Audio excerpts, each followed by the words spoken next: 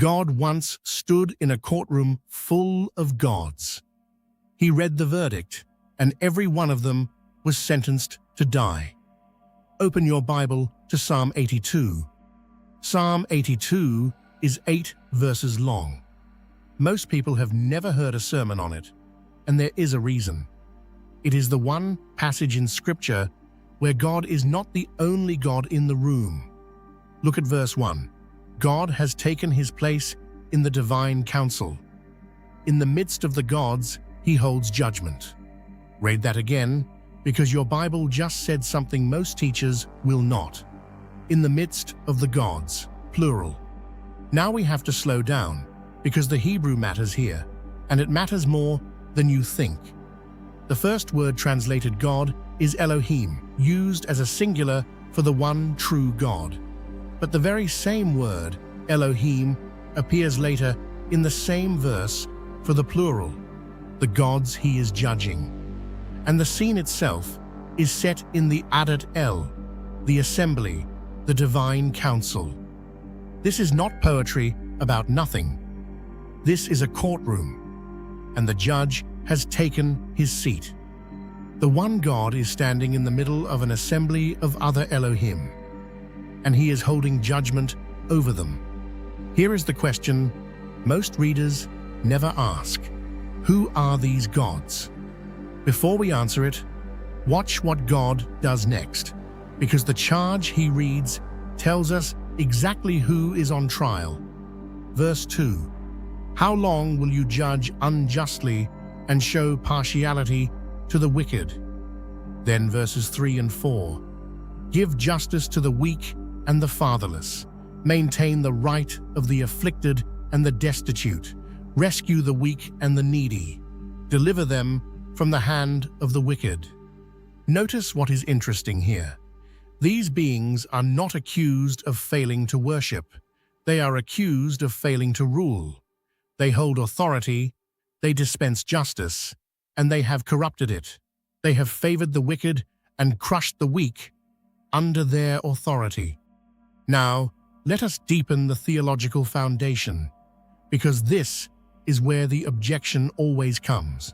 A thoughtful skeptic may object, these gods are not real spiritual beings at all. They are human judges.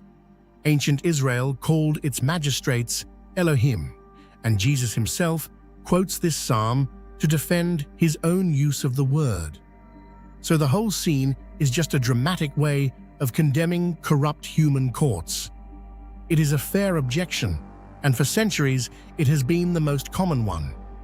But hold on, because the text will not let us settle there. Look at verse 6, where God speaks again. I said, you are gods, sons of the Most High, all of you. B'nai Elyon, sons of the Most High. That is not a title Scripture gives to human judges. It is the title given to the members of the heavenly assembly, the sons of God, who gathered before him in Job. And then comes the sentence in verse 7, the line that breaks the human judge's reading apart. Nevertheless, like men, you shall die, and fall like any prince. Here is the counterintuitive truth. You do not sentence men to die like men. You only say that to beings who are not men. The judgment only makes sense if these Elohim are something other than mortal, something that expected to live forever, and is now told it will not. But here is where it gets even more interesting, because Psalm 82 does not stand alone. It is the verdict scene for a story the Bible tells somewhere else. And once you see the connection, everything snaps into place. Go back to Deuteronomy chapter 32, verse 8, the Song of Moses. When the Most High gave to the nations their inheritance, when he divided mankind, he fixed the borders of the peoples according to the number of the sons of God. Read that carefully. When God scattered the nations at Babel, he did not merely confuse languages. He distributed the nations, and he set their borders according to the number of the sons of God. Each nation was placed under the authority of one of these Elohim. That is the assignment. And Psalm 82 is the audit. The beings to whom God entrusted the nations have ruled them unjustly, and now he calls them to account. We should be honest here, because biblical authority requires us to stop where the evidence stops. Your Bible, if you read from an older Hebrew manuscript, may say sons of Israel in Deuteronomy 32:8, rather than sons of God. The Dead Sea Scrolls and the ancient Greek Septuagint both preserve sons of God, and most scholars now recognize that as the original reading, with sons of Israel as a later scribal smoothing. But notice what we do not do. We do not invent names for these rulers, and we do not build a complete system the text never gives us. Scripture names the counsel, it names the charge, and it names the sentence. It does not give us a roster. Neatness is not truth, and the restraint of Scripture is itself a form of authority. Now we come to the moment that turns this from an obscure psalm into the very center of the gospel. And it is a moment almost everyone misses. Verse 6 says, "I said, you are gods," and Jesus quoted it. In John chapter 10, when the religious leaders accused him of blasphemy for making himself out to be God, Jesus did not back down. He reached for Psalm 82. He said, "Is it not written in your law, I said, you are gods?" Jesus used the very psalm we are reading as his defense. That changes everything, because it means the passage is not a footnote.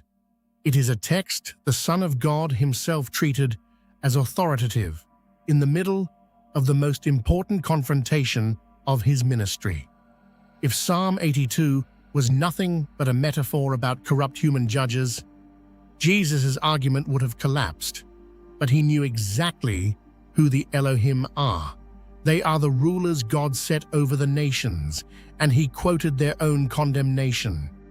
Let me ask you directly, do you understand why the psalm ends the way it does? Verse 8, "Arise, O God, judge the earth, for you shall inherit all the nations." After God condemns the Elohim, the psalmist does not ask God to fix a few corrupt courts. He asks God to arise and take back the nations, because that is the real battle. The nations that were assigned to these rulers now need a new king, and the psalmist sees it coming. The prayer of Psalm 82 is the prayer that God would reclaim what he entrusted, that he would judge the earth and inherit every nation back from the hands of the gods who failed him. And here is the resolution. The reason this psalm is not a tragedy, but a promise. Turn to Colossians chapter 2, verse 15. The cross. He disarmed the rulers and authorities and put them to open shame by triumphing over them. Do you see it now? Psalm 82 announced the verdict. The cross carried it out. The sentence God pronounced in that divine counsel, "You shall die like men," was executed at Calvary, where the rulers and authorities were disarmed and put to open shame. The psalmist prayed for God to arise and judge the earth, and on the third day he did. The gods who corrupted the nations were not merely judged in a courtroom scene. They were defeated in history at a cross outside Jerusalem. So the next time someone tells you the Bible is a simple story about one God and no other powers, point them to Psalm 82. Show them the divine counsel. Show them the charge, the sentence, and the psalm Jesus himself quoted. And then show them where it lands. Because the story does not end with the gods on trial. It ends with God arising, disarming every ruler and authority, and inheriting all the nations for himself. If this opened a door for you, Subscribe and turn on notifications, because the next layer of this mystery goes even deeper. Who these rulers are, where they came from, and what the Bible says is coming for them next.